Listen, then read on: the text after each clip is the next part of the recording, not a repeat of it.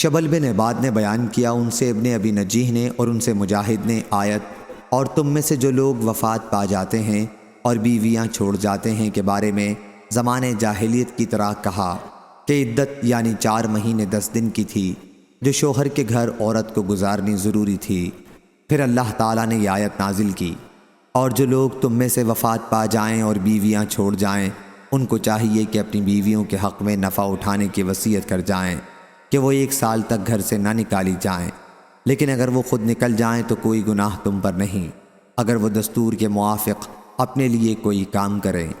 فرمایا کہ اللہ تعالیٰ نے عورت کے لیے 7 مہینے اور 20 دن وصیت کے قرار دیے کہ اگر وہ اس مدت میں چاہے تو اپنے لیے وصیت کے مطابق شوہر کے گھر میں ہی ٹھہرے، اور اگر چاہے تو کہیں اور چلی جائے کہ اگر ایسی عورت کہیں اور چلی جائے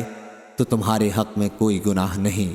پس عدت کے ایام تو وہی ہیں جنہیں گزارنا اس پر ضروری ہے، یعنی 4 مہینے 10 دن۔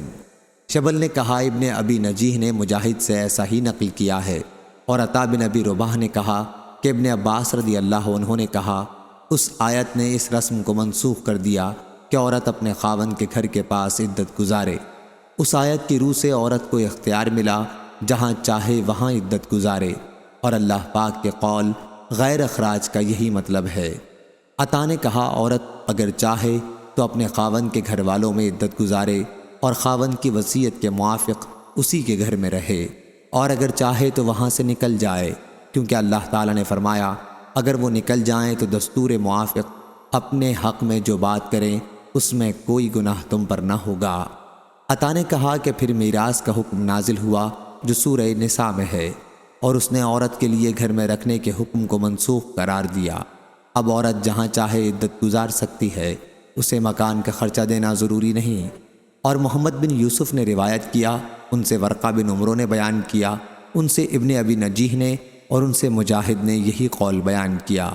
اور فرزندان ابن ابی نجیح سے نقل کیا، ان سے عطا بن ابی رباح نے بیان کیا، اور ان سے ابن عباس رضی اللہ عنہ نے بیان کیا کہ اس آیت نے صرف شوہر کے گھر میں عدت کے حکم کو منسوخ قرار دیا ہے، اب وہ جہاں چاہے عدت گزار سکتی ہے، جیسا کہ اللہ تعالیٰ کے ارشاد غیر اخراج وغیرہ سے ثابت ہے۔ صحیح بخاری حدیث نمبر 4531۔